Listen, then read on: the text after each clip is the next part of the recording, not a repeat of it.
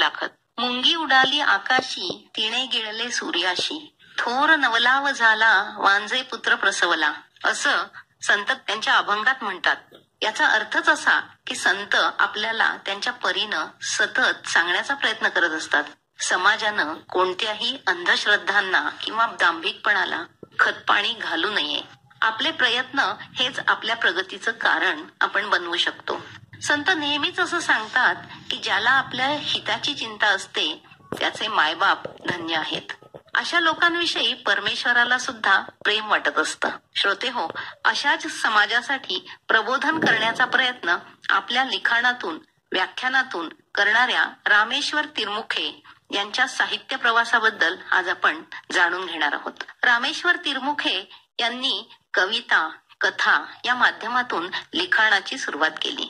विविध विषयांवर प्रासंगिक लेखन त्यांनी केलं आहे. समाजाला दिशा दाखवण्याचं काम त्यांनी त्यांच्या भारताचे महानायक, महानायिका, तसंच संतवाट, संस्कारविधी, गुरु रविदास, संत कबीर, दोहे व अर्थ या पुस्तकांमधून केलं आहे. शिवाय ते एक शिक्षक म्हणून सुद्धा कार्यरत आहेत. श्रोते हो, रामेश्वर तिरमुखे यांनी समाजाला डोळस बनवण्याचं काम करण्याचं ठरवलं आणि अंधश्रद्धा आणि दांभिकपणा समाजाच्या दृष्टीनं अधोगतीला कसा कारणीभूत असतो हे समाजाला समजावून सांगण्याचा प्रयत्न ते करत असतात. समाजाला योग्य दिशा मिळाली तर प्रगती ही निश्चित असते. भरकटलेल्या समाजाला योग्य दिशा देण्याचं काम संत महामानवांनी केलं आहे आणि त्यांचा जीवनपट रामेश्वर तिरमुखे यांनी त्यांच्या लिखाणातून समाजासमोर आणण्याचा प्रयत्न केलाय. त्यांचं लिखाण आणि समाज. धन्यवाद अनुप्रिता. आपण अगदी सुंदर असा प्रश्न विचारलेला आहे मला बोलतं करण्यासाठी. अगदी सुरुवातीला माझ्या शालेय जीवनामध्ये मी एक प्रसंग बघितला होता. माझं जे गाव आहे त्या गावामध्ये एक अशी घटना घडली होती ज्यामध्ये एका शेतकऱ्याने दुसऱ्या एका शेतकऱ्यांवरती एक घाव घातला होता आणि ते दृश्य बघून मी अगदी मला बेचैन झालं होतं आणि त्यावर तो संपूर्ण प्रसंग माझ्या डोळ्यासमोर होता आणि मग त्यावर मी माझ्या बालवयातच त्यावरती चिंतन केलं आणि त्यावरती एक छोटासा लेख लिहिण्याचा मी प्रयत्न केला. आणि नंतर ज्यावेळेस मी माध्यमिकचं शिक्षण घेत असताना पुढे त्याला मी माझ्या शिक्षकांना सांगितलं आणि त्यावर बांध नावाची जी माझी पहिली कथा होती ज्यामध्ये शेतकरी कसं जीवन जगत असताना त्यांचं 1 एकर 2 एकर शेत पडीत पडलं तरी चालेल, परंतु जो बांध आहे तो बांध कोरून एकमेकाला संपवण्यापर्यंत ते जातात आणि त्याचा आशय बांध या कथेत आलेला आहे. आणि त्या बांध पासून मी माझ्या लिखाणाची सुरुवात केलेली आहे. त्यामध्ये एखादं शेत आहे, भरपूर शेत आहे, 10 एकर शेती जरी असली परंतु त्या शेतीवर असणारा जो बांध आहे तो कोरल्याची एक प्रवृत्ती आहे जी चुकीची आहे, जी दुष्ट प्रवृत्ती आहे. आणि तो बांध कोरल्यामुळं ह्या एका शेतकऱ्याने दुसऱ्या शेतकऱ्याला जीवन संपेपर्यंत या टोकाला तो वाद घेऊन जातात आणि एकमेकांना संपवण्याची सुद्धा तयारी ठेवतात. असा तो प्रसंग होता आणि त्यावरती मी ते लिहिलं होतं. एका अनुभवातूनच तुम्ही लिखाणाची सुरुवात केली असं म्हणायला हरकत नाही. सर, वेळ, पैसा, श्रम याचा योग्य वापर झाला नाही तर समाजाची अधोगती होते असं म्हटलं जातं. त्याबद्दल तुम्ही काय सांगाल? अगदी बरोबर आहे. जगद्गुरु संत तुकारामांचा याला दृष्टांत देऊन मी पुढे बोलतो की ते म्हणतात, जोडून या धन उत्तम व्यवहारे, उदास विचारे वेच करी. उत्तमची गती तो एक पावेल, उत्तम भोगील जीवखानी. पर उपकारे नेणे परनिंदा, पर स्त्रिया सदा बहिणी माया. भूत दया गाई पशूंचे पालन, ताणेल्या जीवना वना माझी. शांती रूपे नव्हे कोणाचा वाईट, वाढवी महत्व वडिलांचे. तुका म्हणे हेच आश्रमाचे फळ, परमपद बळ वैराग्याचे. या अभंगामध्ये सरळ सरळ जगद्गुरु मार्गदर्शन करतात की तुमचा जो वेळ आहे, तुमचा जो पैसा आहे, तुमची जी संपत्ती आहे ही तुम्हाला गरजेची आहे, परंतु ती उत्तम कार्यासाठी. तुम्ही जर तुमची संपत्ती उत्तम व्यवहारातून जर कमवली तर त्या संपत्तीचा आणि कमवण्याबरोबर तिचा खर्च सुद्धा योग्य ठिकाणी करणं गरजेचं आहे. नाहीतर जर तुम्ही ती चुकीच्या पद्धतीनं कमवली तर तुमची जी संतती आहे किंवा पुढचं जे सर्व आहे ते सुद्धा त्याच पद्धतीनं होते. म्हणून तुम्ही धन जोडा आणि ते उत्तम कार्यासाठी खर्चही करा, ही शिकवण आहे. आणि अशांची जी उत्तमाची गती तो एक पावेल, त्याचं जे मनुष्याचं जे जीवन आहे ते उत्तम पद्धतीने होऊ शकतं, असा सरळ सरळ याचा एक अर्थ आहे. संतांनी अनेक विचार आपल्याला दिले आहेत, त्या विचारांना विज्ञानाची जोड असावी याबद्दल तुम्ही काय सांगाल? अगदी बरोबर आहे. संतांचं संपूर्ण जे साहित्य आहे यामध्ये प्रत्येक ठिकाणी आपल्याला त्यांच्या अनेक अभंगामध्ये विज्ञान भरलेलं दिसतंय. जसं गुरु रविदासांचा एक प्रसिद्ध दोहा आहे की हम भी चामके तुम भी चामका, चामका है जग सारा,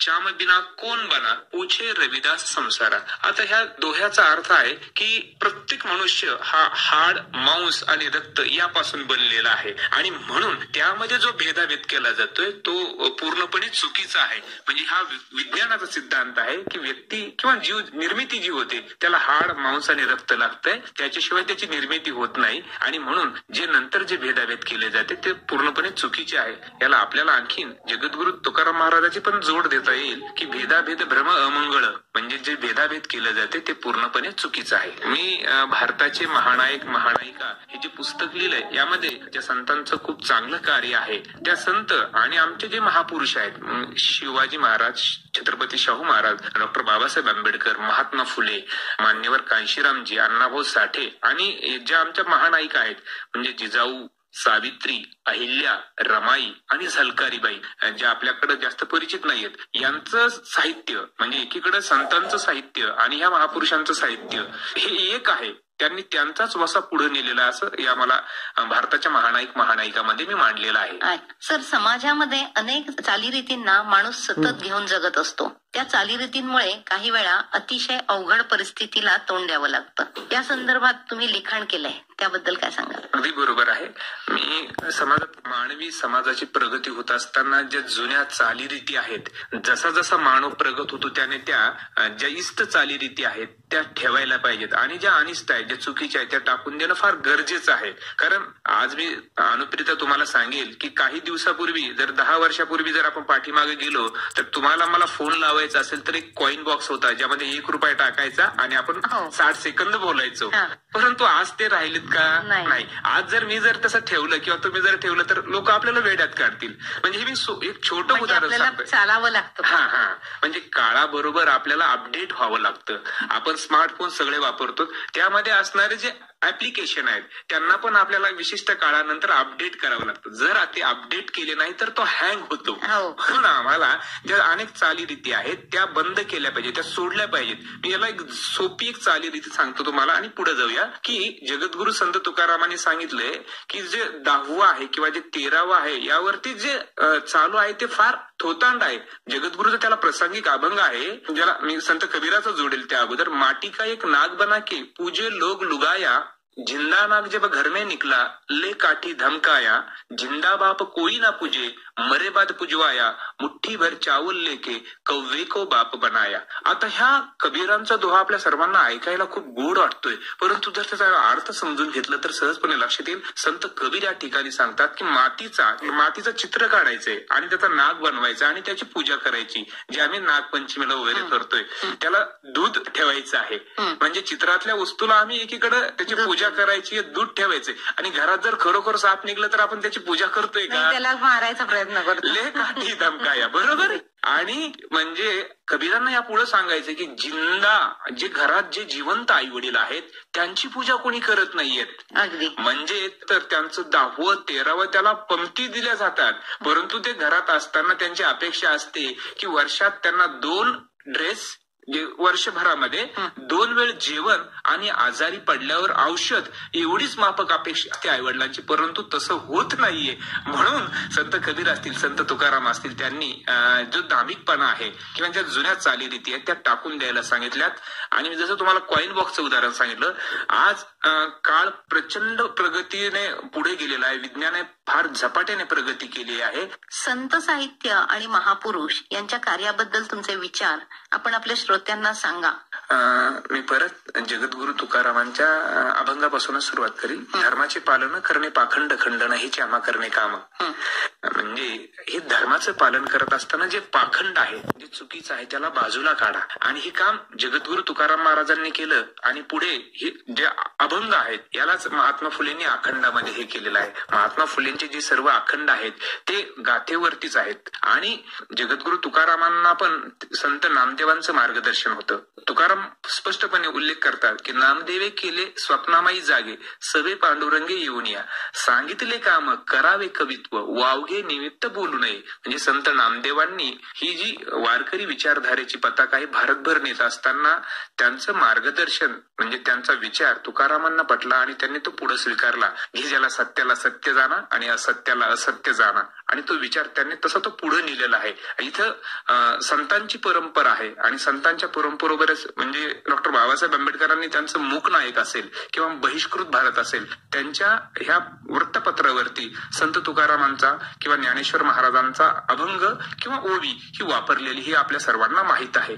म्हणून संतांचा जो विचार आहे किंवा महापुरुषांचा जो विचार आहे तो मानवी समाजाच्या प्रगतीसाठी फार पूरक आहे. आज आमच्या सर्व विद्यार्थी, पालक, शिक्षक या सर्वांनी हा विचार मुळातून समजून घेणं फार गरजेचं आहे. जर हा विचार आम्ही समजून घेतला तर निश्चितपणे आमची प्रगती होऊ शकते. संत साहित्य आणि महापुरुषांच्या बाबतीमध्ये संतवाद संस्कार विधी हे जे पुस्तक आहे यामध्ये संतांचं जे चरित्र आहे त्या संतांच्या चरित्राबरोबरच आजची आपली काय प्रासंगिकता आहे याची आपण त्या पुस्तकामध्ये मांडणी केलेली आहे.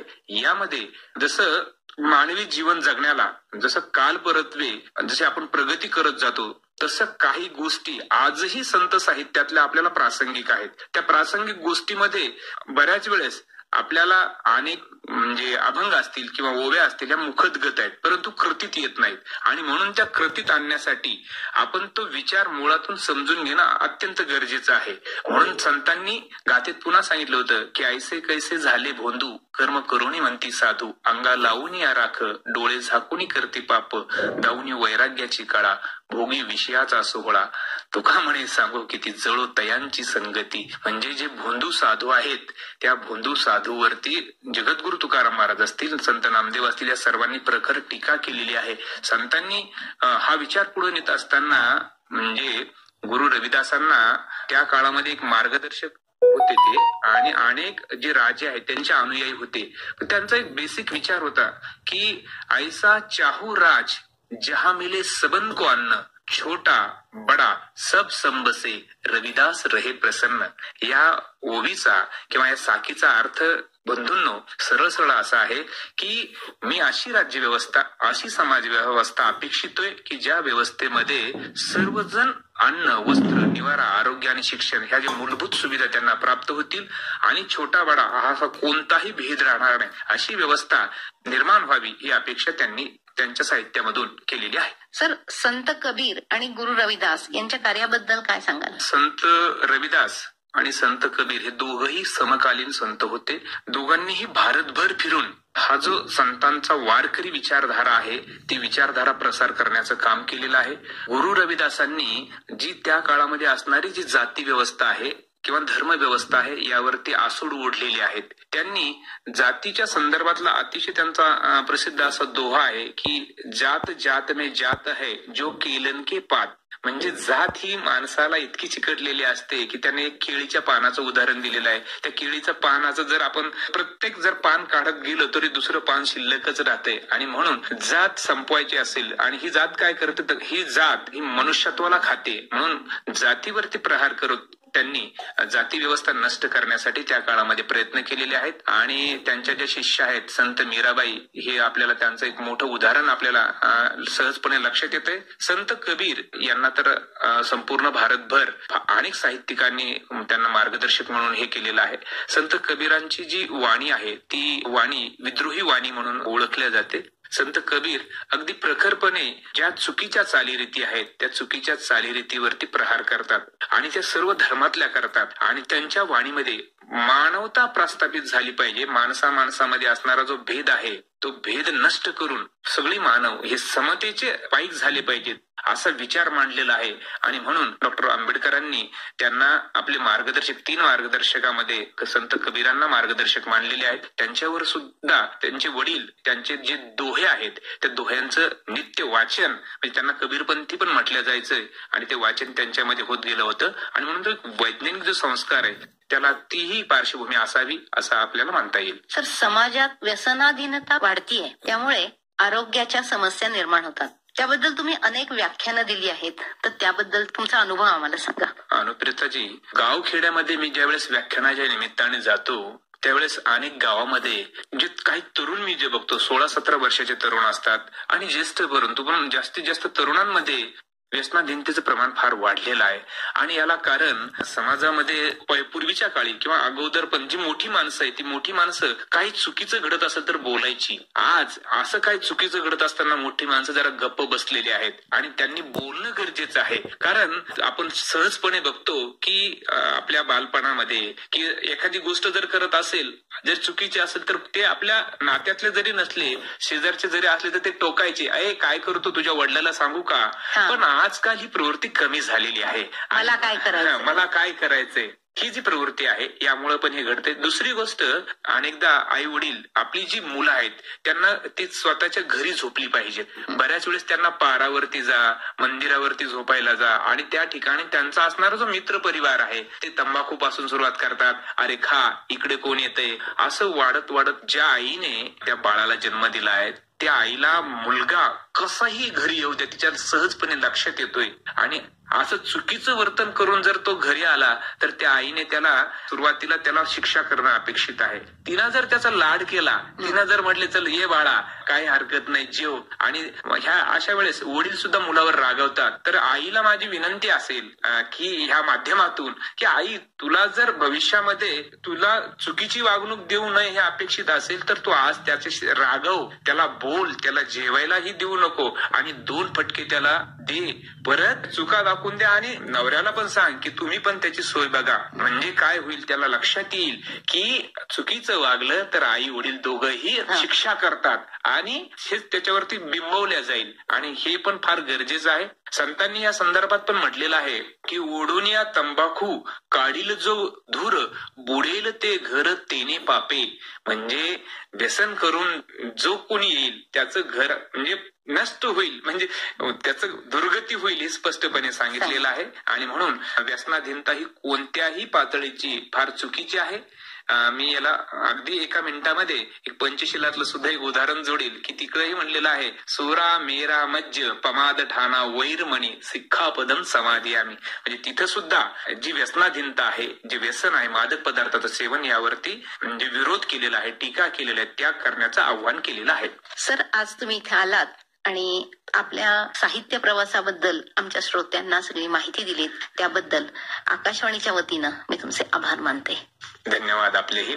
श्रोते हो, साहित्य सौरभ या कार्यक्रमात रामेश्वर तिरमुखे यांची मुलाखत आपण ऐकलीत. बरं तर श्रोते हो, साहित्य सौरभ या कार्यक्रमातून मी अनुप्रिता भाले आपला निरोप घेते. या कार्यक्रमाचे सादरकर्ते होते विजय दळवी.